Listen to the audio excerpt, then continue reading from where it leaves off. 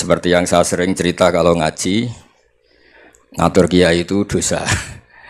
Tapi karena saya niat baik, sama-sama ngaji, jadi temanya bebas, waktunya juga paling lama saya ngaji paling 20 menit sampai 30 menit. Sesi jawab, tanya jawab hanya 2 pertanyaan. Tidak boleh bantah, yang punya diri saya kok diatur. Ini semakin lama Anda ngatur saya semakin dosa, karena ngatur orang itu tidak baik. Apalagi ngatur kiai itu tambah tidak baik lagi ini. Iya toh, misalnya saya ke Jakarta nelpon Pak Martinus, Pak sini, ya belum mesti bisa. Jadi ya sama-sama nggak mesti bisa kan. Tapi monggo lah kita cerita-cerita Islam, cerita-cerita beragama yang rileks. Kita semua tadi seperti yang dikatakan Kadensus pernah diswani Mas Sufyan Sauri, juga beliau pernah ngaji. Sebetulnya dalam banyak hal-hal yang keseharian itu lebih prinsip ketimbang ide kita tentang hal-hal besar. Saya beri contoh, Allah itu Tuhan yang Maha Kuasa, yang menguasai alam raya ini. Kadang-kadang menjelaskan dirinya itu hanya alladzi at'amahum min ju'. Saya ini Tuhan yang memberi makan kamu saat Anda lapar, saat kalian lapar. Jadi untuk beriman kepada Tuhan yang Maha Esa, kepada Allah, kamu yakin yang memberi makan kamu itu Tuhan. Apapun kecewanya Anda terhadap tetangga, terhadap negara, terhadap mertua, terhadap istri, itu kecewa Anda tidak akan mati. Tapi kalau tidak makan itu mati. Sehingga Allah mensifati dirinya kadang pakai keseharian. Alladzi at'amahum min ju'. Tuhan itu siapa? Yang memberi makan kamu ketika lapar. Tapi kamu untuk syukur itu nunggu punya istri cantik, neriman, gampang diatur, membolehkan poligami. Terus 4 istri itu neriman semua, loyal semua. Itu sombong betul. Mau syukur saja kok repotnya seperti itu. Jadi mau syukur ya ada makanan dimakan. Itu. Kalau ngantuk ya tidur. Ayatnya wa min ayatihi manamukum billaili wan nahar. Maksud ayat Allah itu tidur. Nah, keangkuhan-keangkuhan ini yang menjadikan kita itu jadi repot hidup. Wong untuk syukur kok nunggu tadi. Mertua baik, tetangga baik, istri baik. Apa saja di sekelilingnya harus baik. Nah, keinginan berlebihan ini menjadikan kita lupa ada hal-hal yang paling kita butuhkan, yaitu oksigen. Kita boleh nempat di buminya Allah. Alladzi ja'ala lakumul ardo firasya. Bumi kamu tempati enak. Coba kalau gempa. Apa artinya istri 4 cantik semua kalau pas digoyang apa? Gempa. Apa artinya kamu jabat? Entah apa saja jabatannya. Kalau bumi likuifaksi, habis kamu. Kiai meskipun dai kondang umatnya jutaan, kalau likuifaksi di panggung hancur. Tapi nikmat-nikmat yang disebut Allah seperti ini kita kaji keseharian. Alladzi ja'ala lakumul ardo mahda. Allah itu yang menjadikan bumi dalulan, yang mudah diinjak. Famshu fi mana biya, silahkan pak jalan-jalan. Jadi saya termasuk benar-benar kiai Jawa. Kalau kerennya Kiai Nusantara atau Kiai Indonesia lah. Diajari bapak saya Kiai Haji Nur Salim, diajari Mbah Maimun. Itu Islam itu keseharian. Karena ketika Anda memilih hal-hal yang serius, itu tujuan utamanya nyari ridhonya Allah. Dan ridhonya Allah bisa kamu dapatkan sesuatu yang pasti benar. Misalnya dalam sebuah hadis Sahih Muslim disebutkan, Inna Allaha la yardo anil abdi idza akalal akla fayahmadahu alaiha aw yashroba syarba fayahmadahu alaiha. Itu redaksinya inna itu sesungguhnya, la yardo juga pakai lam taukid, juga maknanya sesungguhnya. Sungguh-sungguh Allah sangat ridho ketika seorang hamba itu makan ketika sesuap nasi dia muji Allah, ketika minum seteguk nasi dia muji Allah. Itu kalau orang diridhoni Allah itu wali betul. Itu untuk jadi wali itu gampang. Kamu makan ridho, kamu nginjak buminya Allah ridho, seneng, kamu hidup keseharian aman, seneng. Nah ini supaya sampean kita semua lah, kita semua ngaji betapa panduan Rasulullah untuk menggapai ridho Allah itu banyak yang keseharian sekali. Saking kesehariannya banyak dalam hadis dan itu sahih. Nabi menyebut hal-hal yang keseharian. Hatta ma tas'alu fi imra'atika. Kamu punya uang, kemudian istri kamu bisa makan, itu ibadah. Bahkan sebagian ibadah itu dicontohkan Nabi yang akhirnya diprotes sahabat. Yaitu wafi buti ahadikum sodakoh, kamu menggauli istri kamu itu ya sodakoh. Sampai sahabat bilang yang benar ya Rasulullah. Ayati ahaduna syahwatahu wa huwa lahu ajrun. Masa urusan biologis, urusan syahwat kemudian dia dapat pahala. Nabi menjawab, alai salawadu'aha fi haramin akana alaihi wisrun. Bagaimana kalau dia meletakkan ke yang tidak benar, itu kan dosa. Nah, hal-hal seperti ini yang saya ingin teman-teman semua lah, semua. Saya juga agak ingin ngaji demi Anda juga agak ingin. Itu dosa sekali ngaji kok, pesanan kelompok tertentu itu enggak boleh. Islam itu untuk semua, jadi ya cuma karena di depan saya jenengan ya seakan-akan jenengan korbannya. Itu ada ilmunya dalam usul fikih itu. Jadi orang itu harus ngaji usul fikih. Nama yang disebut, mungkin Mas Sufyan masih ingat zaman ngaji usul fikih. Nama yang disebut itu tidak jaminan sebagai prioritas perintah. Jadi misalnya gini, kebetulan yang di depan Nabi itu Abu Dzar. Nabi ya bilang, ya Abu Dzarin ini uhibbuka misalnya, atau ya Mu'ad ini uhibbuka, atau ya Abu Hurairah ini uhibbuka misalnya. Banyaklah riwayat yang Nabi nyebut ya Abu Dzarin, ya Mu'ad, ya Abu Hurairah. Kemudian misalnya Nabi meneruskan khitab, ini uhibbuka, saya mencintai kamu, fakul dubur sholatin, atau sebagian riwayat disebut fala tada'anna dubura kulli sholatin, Allahumma inni ala dzikrika wa syukrika wa husni ibadatik. Saya mencintai kamu, siapa saja, Mu'ad bisa, Abu Dzar bisa siapa. Saya mencintai kamu, mohon kalau habis sholat kamu jangan lupa wiridan Allahumma a'inni ala dzikrika wa syukrika wa husni ibadatik. Ya Allah, tolong kami permudah supaya mudah ingat engkau. Anda tidak bisa mentang-mentang, wong nama saya Parmin, nama saya Purnomo, itu yang diperintahkan Mu'ad misalnya. Jadi yang disebut satu, tapi khitab itu untuk siapa saja. Saya teruskan ya. Jadi saya mohon semua kita melakukan kebaikan itu, kalau dalam kaidah fikih disebut al-yakin la yuzalu bisyak. Banyak kebaikan yang kebenarannya itu 100%. Tidak punya efek samping ke pihak lain, ke kelompok lain, ke komunitas lain. Itu tadi misalnya Anda makan, dan itu murah sekali, hanya butuh satu piring. Setiap kunyahan kamu muji Allah, setiap minum kamu muji Allah. Itu redaksinya Rasulullah SAW disebut, Allah sangat ridho ketika seorang hamba makan, kemudian dia memuji Allah. Atau minum, kemudian dia memuji Allah. Logikanya gampang, negara seperti ini yang kamu harapkan bentuknya kayak apa, mertua, ipar, komunitas, tetangga, itu nyata terjadi itu kan belum pasti. Sementara yang mesti terjadi adalah kamu butuh makan, kalau tidak mati. Butuh minum, kalau tidak mati. Butuh bumi yang nyaman ditempati, kalau tidak kita juga mati. Sebab itu Allah kalau menyebut nikmatnya itu hal-hal yang keseharian. Alladzi at'amahum min ju'. Allah itu siapa? Allah itu yang menciptakan kamu bisa makan. Tidak berlebihan, Allah itu yang menciptakan kondisi sosial itu ideal. Zaman Nabi itu ya ada orang munafik. Orang-orang pilihan Allah itu juga diuji orang sekelilingnya yang macam-macam. Semua diuji sesuai konteks zaman dan waktu. Nah, tapi ada ibadah-ibadah yang selalu disarankan Nabi. Sampai Nabi itu pernah ditanya, ayul Islam ya khairun ya Rasulullah, Islam terbaik itu gimana? Jawaban Nabi itu unik. It'amu to'am. Islam terbaik itu ya makan-makan, santai-santai.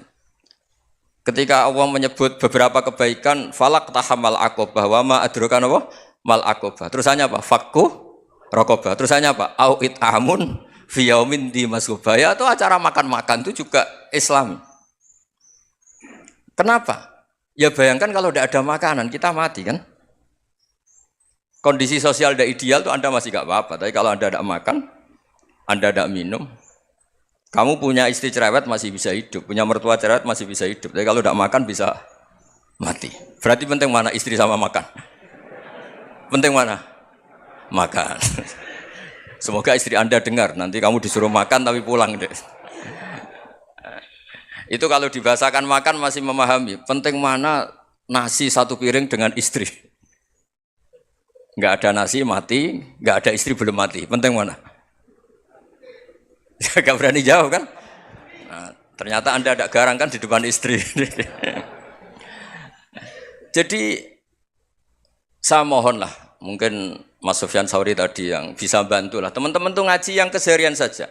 Karena kita nyari ridha Allah itu berdasar firman Allah. Dan firman Allah itu menyebut keseharian tuh riang, gampang.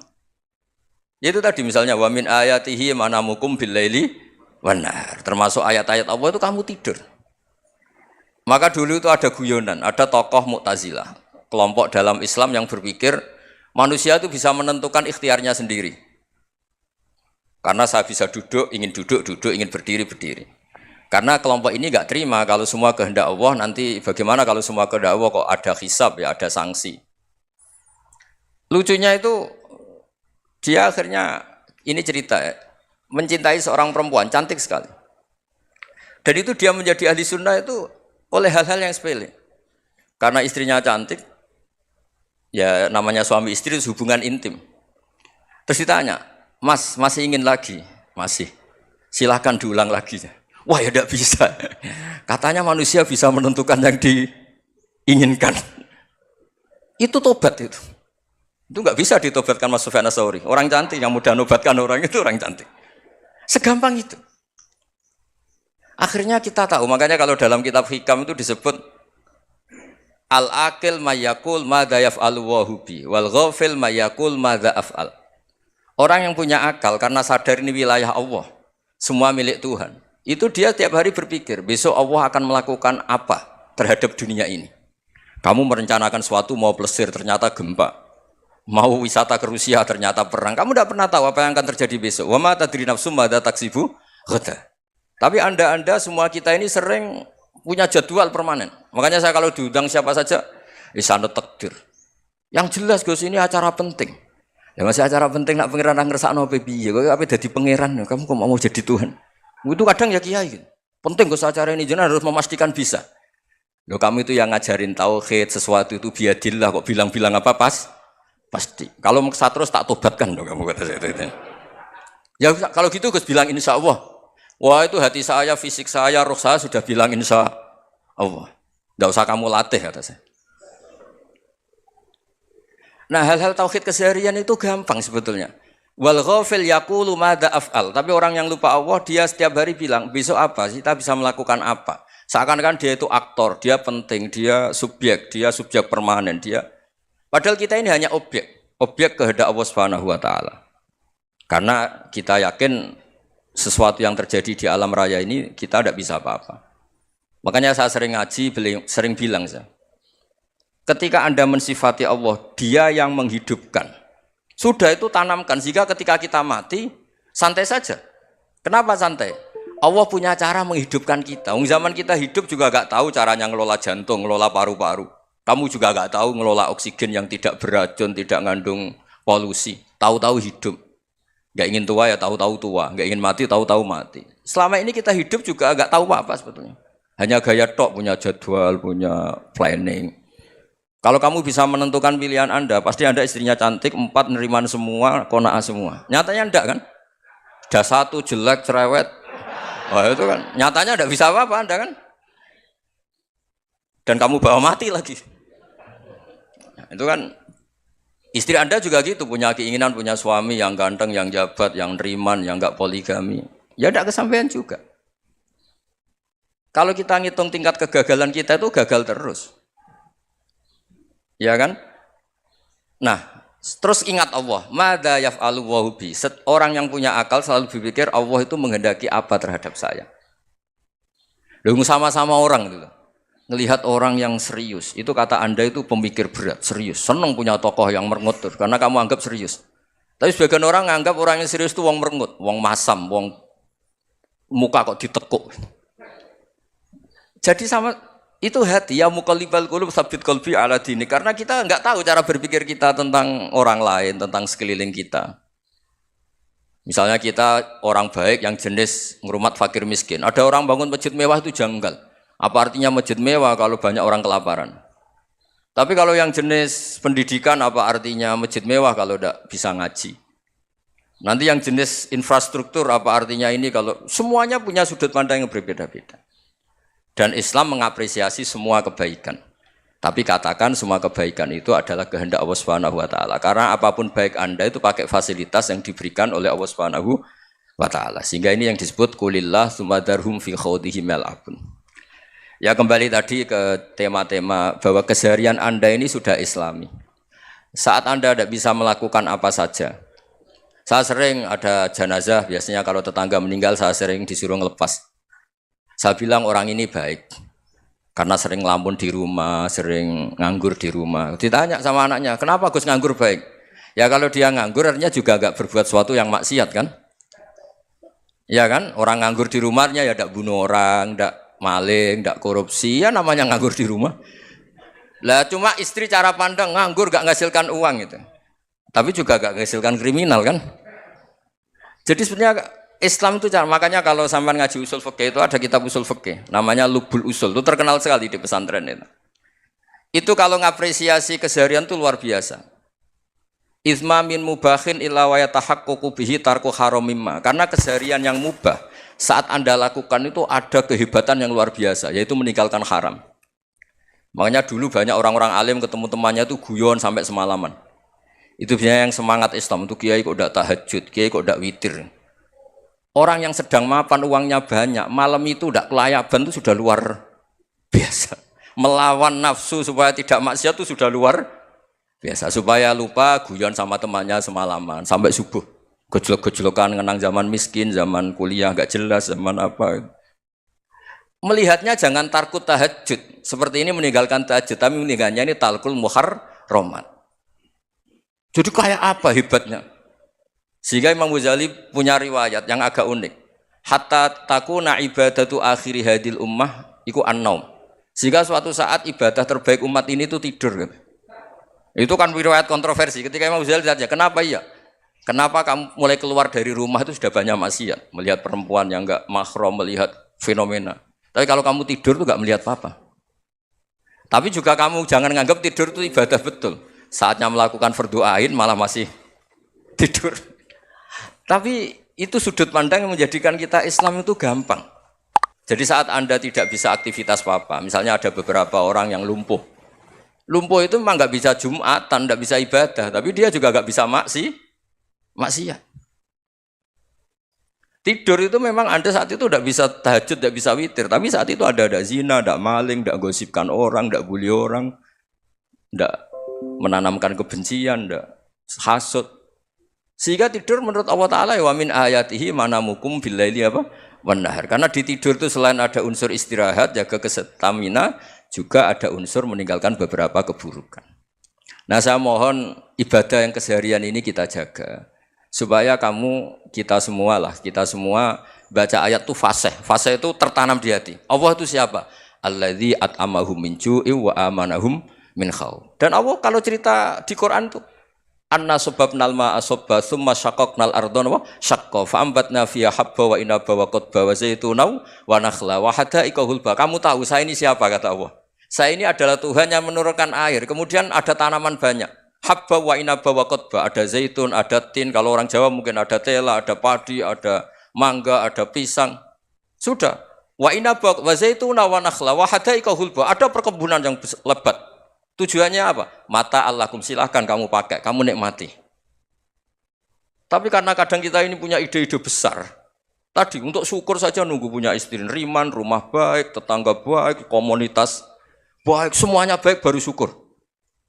Lama-lama nanti ada di surga, syukurnya nunggu surga paling kelas A. Itu sudah ada yang menghuni Rasulullah, kamu nggak boleh di situ.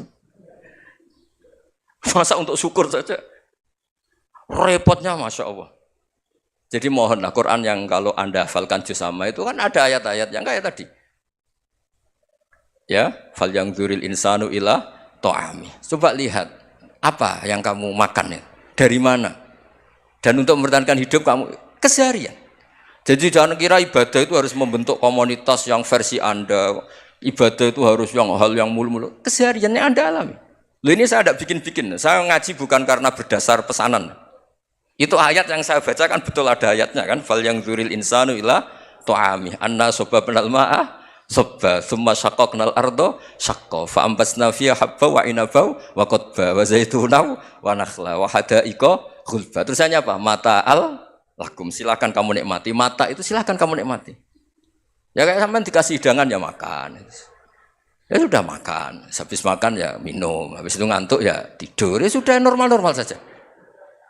Kayak apa indahnya Islam? Tapi Anda mencari Islam yang gimana lagi? Nah itu yang diajarkan guru-guru kita, diajarkan sanad kita sampai Wali Songo, sampai Rasulullah Shallallahu Alaihi Wasallam. Bahwa pada akhirnya ada jihad, ada perang. Itu dulu memang perang, bukan membunuh. Beda. Dulu kita dijajah Belanda ya perang, dan itu normal karena kita dijajah. Jadi ketika orang lain ingin baik sama kita, wa in ahadum minal musyrikin astajaroka ya fa'jirhu hatta yasma'a kalam Allah. Kalau mereka ingin baik ya kita baik. Makanya ada istilah mustakman, mu'ahad. Kalau mereka ingin damai, berdampingan dengan kemajmukan ya itu yang lebih baik. Karena memang Islam menghormati proses perdamaian. Wa in janahu nawa lisalmi ya fajnah lah. Kalau ingin damai ya kita harus damai. Jadi andai kan dulu Belanda datang ke Indonesia kok minta besanan gitu. Ya mungkin kita juga seneng karena memperbaiki hidung kan kalau minta besanan gitu. Nah tapi wong jajah dulu itu kan masalah kan? Apa? Masalah kan? Jadi saya mohon jadi apa? Saya tadi minta sama Bapak Kadensus kemarin juga pernah main ke saya. Jangan sering ketemu saya ini sudah uzlah, saya ini sudah mau daftar jadi resi. Saya itu kemarin di muktamar juga agak datang, acara di Jogja juga sudah. Karena memang keluarga saya dulu itu bahasa ya, bapaknya bapak saya itu nggak keluar rumah itu puluhan tahun. Memang punya adat uzlah. Ya makanya ngaji aja yang gampang-gampang aja, yang nggak orderan, nggak pesenan ngaji aja dulu yang gampang. Saya ikhlas, yakin betul saya ikhlas. Ikhlas itu menurut saya itu roh. Orang nggak ikhlas itu menurut saya itu orang aneh. Ikhlas itu gampang, sudah saya bilang. Kalau kamu yakin ilmu itu milik Allah, ngasihkan juga ikhlas itu milik Allah. Apa sih yang kamu punyai sehingga kamu tidak ikhlas? Uang milik Allah, energi kita milik Allah, bumi milik Allah. Kemudian kamu merasa memiliki. Merasa memiliki itu kalau dalam ilmu tasawuf sudah kesalahan kan. Bagaimana Anda punya? Coba tahu-tahu tanah itu kok milik Anda. Karena saya beli, saya beli dari orang, dari Zaid. Padahal yang asli punya itu Allah. Apa benar kamu pernah beli sama Allah? Zaid ini pemilik nisbi, pemilik yang enggak sebenarnya kan? Ya enggak? Yang benar-benar pemilik itu Allah. Kok kamu ngerasa itu bumi kamu itu atas nama apa coba? Milik kan harus beli atau dikasih. Enggak semua kan? Nah, makanya terus famshu fi manakibiha dan Allah menyebutnya, sudah saya ini yang menciptakan bumi. Waladzi ja'ala lakumul arda dalulan. Dan Allah menyebutnya sederhana, famshu fi manakibiha, silakan jalan-jalan. Terusannya apa? Wa kulu mirizki, silahkan makan-makan. Jadi Islam itu ya makanya kiai-kiai itu ada acara makan, sampai ada guyonan fikuli makanin makan di setiap tempat ya makan. Nggih ngoten guys, pokoknya sing gampang-gampang mawon nggih. Nggih Mas Sufyan nggih sing gampang-gampang mawon nggih. Assalamualaikum warahmatullahi wabarakatuh. Bismillah, Assalamualaikum warahmatullahi wabarakatuh. Yang saya hormati Bapak yang ada di depan, terutama Bapak Kiai Gus Baha. Perkenalkan, nama saya Imran, asal dari Poso, Sulawesi Tengah. Alhamdulillah pada kesempatan hari ini kita diberikan nikmat oleh Allah untuk bisa bertemu dengan Bapak Kiai yang mungkin sahabat secara pribadi dan mewakili mungkin perasaan teman-teman semua di sini. Nama saya ada kerinduan, keinginan untuk berjumpa langsung dengan Kiai. Alhamdulillah terlaksana dengan berkat diberikan nikmat oleh Allah untuk intinya dari Allah Subhanahu wa taala melalui bapak-bapak kita dari Densus bisa memfasilitasi. Pak Kiai, yang pertanyaan saya, kita ini kan teman-teman ini bahasanya ex napiter, pernah masuk dalam kesalahan kebencian terhadap negara. Bahkan di antara kita ini ingin membentuk negara sendiri. Ya kan? Apalagi kami dari Poso terutama MIT Mujahidin Indonesia Timur itu pengen bentuk komunitas bahkan negara di Poso. Gitu loh. Artinya ada kebencian-kebencian. Nah, bagaimana? Karena kami dulunya punya doktrin negara ini negara yang togut, gitu loh. Negara kafir yang wajib untuk kita perangi, kita musuhi, dan orang-orang yang berkembang kita, pokoknya kita basmi lah sampai tegak negara ini, negara Islam versi kami saat itu. Nah, mungkin ada pesan atau ujangan nasihat untuk kami ini untuk semakin kuat, ataupun ada kisah-kisah ataupun ayat-ayat yang menjelaskan bagaimana kita itu harus sungguh-sungguh mencintai negara kita yang kita cintai ini. Kemudian yang kedua Pak Kiai, terkait masalah ihsan ini seperti apa? Karena mahwal Islam, mahwal iman. Nah, ihsan ini kita mungkin yang belum terlalu kami pahami apa itu ihsan, yang kata Nabi anta'budullaha ka'annaka tarahu fa illam takun tarahu fa innahu yarak. Mungkin ada penjelasannya Pak Kiai, Gus. Mungkin hanya ini yang dapat saya sampaikan. Assalamualaikum warahmatullahi wabarakatuh. Bismillahirrahmanirrahim. Ya, yang rileks saja ya. Saya pernah ketemu orang yang pakaiannya itu enggak, mungkin kalau orang syariat bilang enggak syar'i lah, pakai pakaian yang tidak syar'i. Tapi dia muslimah, dia ke masjid. Saya ditanya sama seseorang, Gus kok sama orang gitu mau bertemu gitu. Karena terus saya bilang, kenapa? Dia pakaiannya enggak islami gitu. Oke, dia tidak pakaian Islam itu nyata, tapi dia ke masjid itu Islami, tetap sholat itu Islami. Ketika dia ingin sholat dan tetap sholatnya pakai takbir, pakai rukuk, pakai sujud itu Islami. Wong setelah di masjid ya pakai mukena, pakai. Kalau sama-sama nyata, Anda kan boleh ngingat sama-sama yang fakta. Gitu. Dia punya kesalahan dalam berpakaian, dia punya kebenaran dalam sujud, dalam rukuk, dalam ibadah. Dan itu tradisi Quran. Quran ya cerita fama ya'mal mithqala dzarratin khairan yarah wa may ya'mal mithqala dzarratin syarran yarah. Apa susahnya sih ingat dua-dua sisi itu? Sama bernegara atau bertetangga. Kita bayangkan jangan bernegara dulu, terlalu luas, bertetangga saja. Ukuran karena nanti sama, bernegara sama bertetangga itu hadisnya sama. Kita di kampung itu ya ada masjid dan orang-orang yang enggak sholat juga nyumbang masjid. Bahkan ada yang nyumbang masjid banyak terus tidak sholat karena keramik saya sudah sholat katanya. Saya pernah ketemu orang model gitu itu ya ada. Jadi tapi ada juga yang sholat terus tapi nggak pernah nyumbang masjid. Ya orang banyak. Intinya itu Allah itu punya tradisi, punya sunnatullah. Kebaikan ya dihitung, kejelekan juga dihitung. Dulu ketika Rasulullah SAW hidup bersama komunitas yang majmu', itu sebetulnya permintaannya Nabi jangan halangi kami saat mau beribadah. Dulu sampai perang karena mereka menghalangi. Sebenarnya problem mereka wa yasudduna an sabilillah, menghalangi. Sebenarnya kalau dulu saling toleransi ya enggak ada masalah. Artinya ketika Anda ingin sholat di Indonesia agak dihalangi, ingin pengajian enggak dihalangi, sebenarnya ini enggak ada masalah. Ya soal ada kebaikan, ada keburukan ya mulai Nabi Adam sampai sekarang sampai kiamat. Itu cara pandang. Jadi cara pandang kita terhadap orang lain itu harus hal-hal yang nyata. Kalau kesalahan mereka nyata, kebaikan mereka juga nyata. Kenapa kita hanya ingat sisi yang jelek, tidak ingat sisi yang baik? Saya sering cerita ke santri-santri saya, setiap saya pengajian diundang orang di mana-mana itu saya mesti istighfar. Karena nggak ada pilihan. Saat saya datang ke pengajian di Sulawesi, misalnya saya tinggal ngaji di sini. Saat saya ngaji di sini, ninggal undangan yang di sana. Hidup itu tidak banyak pilihan, meninggalkan kebaikan, melakukan kebaikan. Artinya gini, dalam kebaikan saja ada kebaikan yang ditinggalkan. Apalagi dalam kejelekan. Makanya di sini ada pepatah terkenal dalam ilmu tasawuf tuh. Wastighfaruna yahtaju ilal istighfar. Saat Anda baik saja butuh istighfar. Bapak saya kalau guyon gini, Mas Sofyan. Ada imam istiqomah jadi imam masjid sampai tua sampai batuk-batuk. Itu bagus istiqomah. Tapi itu masalah kata bapak. Akhirnya enggak kaderisasi katanya. Itu istiqomah apa enggak mau diganti orang lain katanya.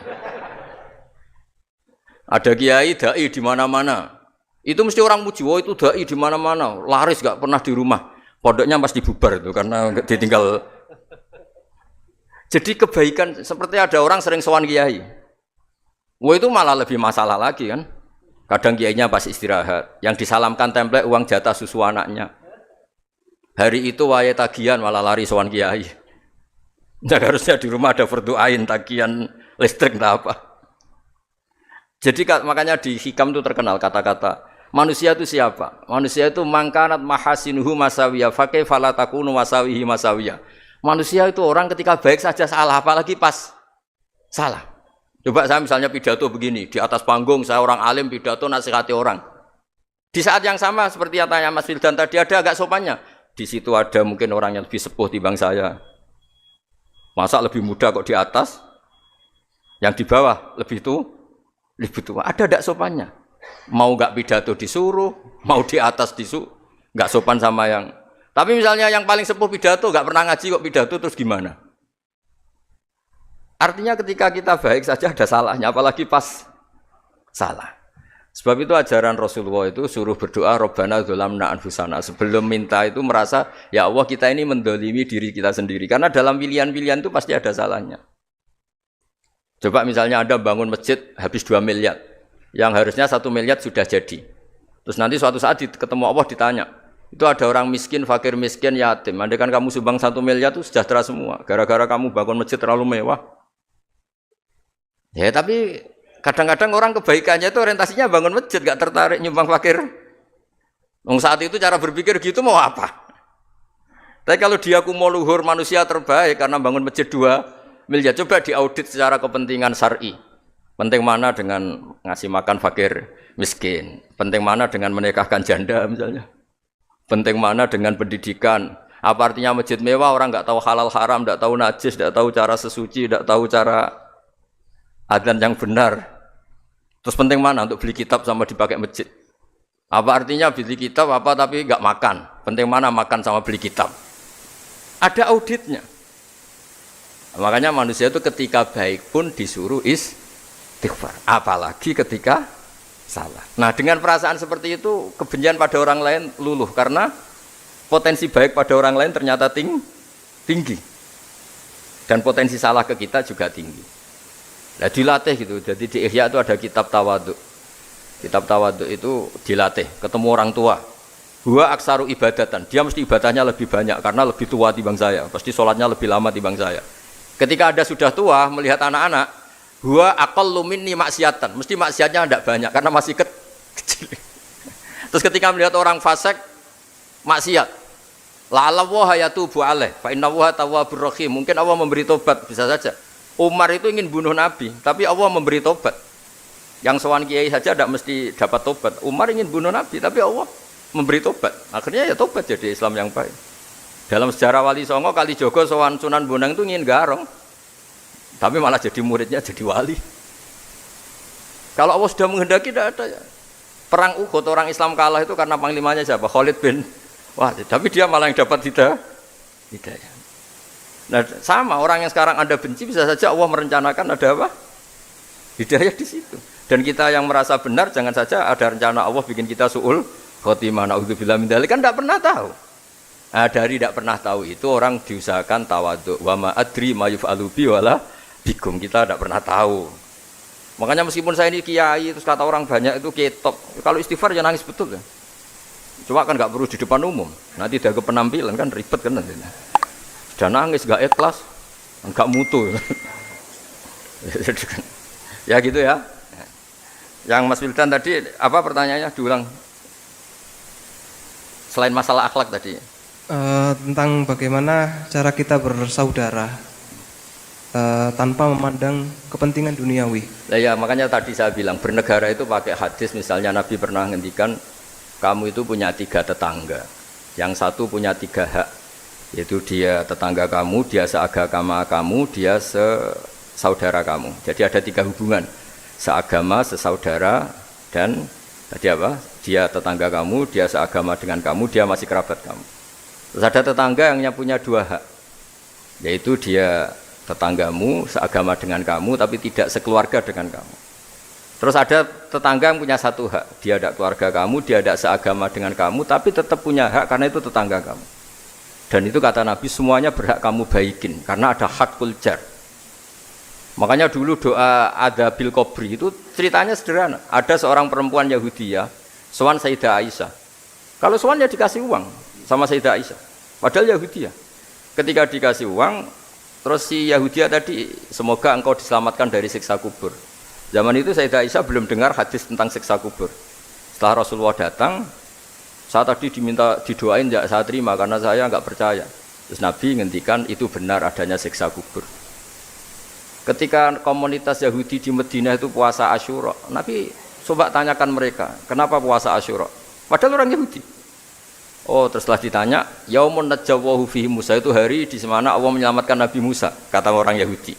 Terus kata Rasulullah, nahnu ahaqqu bi Musa, saya juga berhak menghormati Musa. Kemudian Nabi puasa. Suatu saat lagi ada orang Yahudi datang, ya Rasulullah, ya Muhammad, manggilnya ya Abul Qasim karena orang Yahudi. Ya Abul Qasim, nanti nasib langit bumi ini di mana? Manusia yang sudah mati-mati di mana ketika bumi dihancurkan? Mayat-mayat yang sudah di kuburan di mana? Terus orang Yahudi tadi bilang, innallaha wadu'as samawati ala dzih wal aradina ala dzih. Soalnya Allah itu bisa saja mengelola langit bumi yang sudah hancur gini-gini. Nabi itu tertawa-tawa. Dalam sebuah riwayat disebut hatta badat nawajidu, tertawanya Nabi itu lepas sampai giginya kelihatan. Kata rawinya tasdiqan liqaulil khabri, karena Nabi membenarkan orang Yahudi tadi. Jadi intinya dalam banyak hal itu ya dicari kesamaan. Makanya kalau interaksi dengan kelompok lain, kata Nabi, la tusaddiquhum wa la tukadzdibuhum. Kamu jangan mengiyakan, juga jangan menolak. Kamu tolak jangan-jangan pas yang sama dengan ajaran kita. Kamu benarkan jangan-jangan yang tidak sama. Ya sudah, kalau nggak sependapat ya jangan ngambil sikap. Nah, itu juga yang dipraktekkan Rasulullah SAW. Nabi yaqumu lailatan yuraddidu hadil ayat. Nabi pernah sholat 1 rakaat hanya ngulang 1 ayat. Itu aja gak selesai. Yaitu ngulang-ngulang ayat. Fa'aqulu kama qalal abdus sholeh in tu'adzibhum fa innahum ibaduk wa in taghfir lahum fa innaka antal azizul hakim. Pun Gusti kula nyerah. Semua ini hamba jenengan, monggo jenengan napakno sing duwe jenengan. Intinya itu ini wilayah jenengan, ndak wilayah saya. Nah, kadang-kadang kita sebagai manusia itu jumawa seakan-akan itu wilayah kita. Kita nyiksa terserah kita, mengampuni ya terserah kita. Padahal tidak milik kita. Dunia ini milik Allah Subhanahu wa Ta'ala. Makanya yang terakhir saya ijazahkan ijazah bapak. Bapak saya itu orang hafal Quran, alim tapi lucu, senengannya guyon. Kalau ngajarkan saya tauhid, tasawuf itu gampang. Hak, kamu punya tetangga, punya Innova. Terus kamu berpikir, kamu miskin berpikir, itu pajaknya saja berapa? Kalau apa itu bannya sudah halus itu gantinya kayak apa, kalau rusak kayak apa. Terus kata bapak, ngora melok duwe kok mikir, udah ikut punya kok mikir. Terus coba kamu nggak ikut punya Alphard, terus saya mikir, wah itu pajaknya berapa Pak Martinus, bisa dipakai beli motor kan, pajaknya apa? Alphard ini. Oh nggak ikut punya kok. Nah, dunia itu rawekmu, mbok pikir lah apa ono sing duwe. Maksudnya itu, dunia itu milik Allah, apa kamu pikir itu milik yang punya gitu. Nah, itu yang dimaksud dalam ilmu tasawuf, da'it tadbir fama qoma bi ghairuk la tuqim bihi nafsak. Sudah kamu tidak usah ikut campur, itu wilayahnya Allah gitu. Karena wong enggak ikut punya kok ikut mikir. Anda benci orang, benci sekali karena dia tauhid misalnya. Jangan-jangan Allah punya rencana memberi hidayah dia. Atau Allah punya rencana dari dia keluar orang-orang Islam yang soleh. Makanya ketika malakul jibal, ya Rasulullah saya disuruh Allah, terserah engkau. In syi'ta an udbiko alaihim al-akhshaban. Kalau engkau mau orang-orang yang mendustakan kamu saya hancurkan. Apa jawabannya Nabi? La, jangan. Bal arju ayyukhrijawah min aslabihim ma ya'budullaha wa la yusyriku bihi syai'an, itu di Bukhari. Enggak, bisa saja sekarang dia kafir, anak turunnya jadi Islam. Dan betul. Abu Jahal punya anak Ikrimah, Abu Lahab punya anak Darrah. Walid itu musuh besarnya Nabi, punya anak Khalid.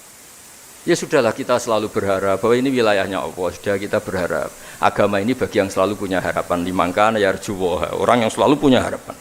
Kita berharap tambah hari tambah baik, tambah damai, tambah kondusif, tambah segalanya baik. Dan saya seperti ini juga ingin ikhlas dan akan selalu ikhlas. Ya saya sering bilang kalau pejabat mau sini itu sering tak ngel-ngel. Saya ini sudah ingin Indonesia itu baik itu tanpa diminta. Kalau diminta itu malah seakan-akan saya belum melakukan kan. Sudah saya lakukan kok baru diminta. Karena ini wilayah kita semua, artinya ingin baik itu keinginan kita semua. Status kita. Kata Sayyid Zabidi dalam kitab Ithaf, keinginan baik itu syakhsiyatuk wa hakikatuk. Itu kamu sekali. Manusia itu kan kata Allah Ta'ala, saya pertama menciptakan manusia itu khunafa, orang yang berkeinginan baik. Baru digoda setan terus macam-macam. Jadi keinginan baik itu hakikatuk wa syakhsiyatuk. Itu kamu sekali. Ingin baik itu kamu sekali. Itu status kamu katanya. Makanya orang preman kayak apa, mabuk kayak apa, ada orang kecelakaan, pikiran pertama itu nolong. Itu yang normal. Soal ada kasus, pikiran pertama ngambil HP-nya itu 0,0 sekian persen. Jadi pikiran pertama mesti nolong itu. Karena itu syakhsiyatuk wa hakikatuk. Nggih, ngoten mugi-mugi barokah sedanten. Assalamualaikum warahmatullahi wabarakatuh.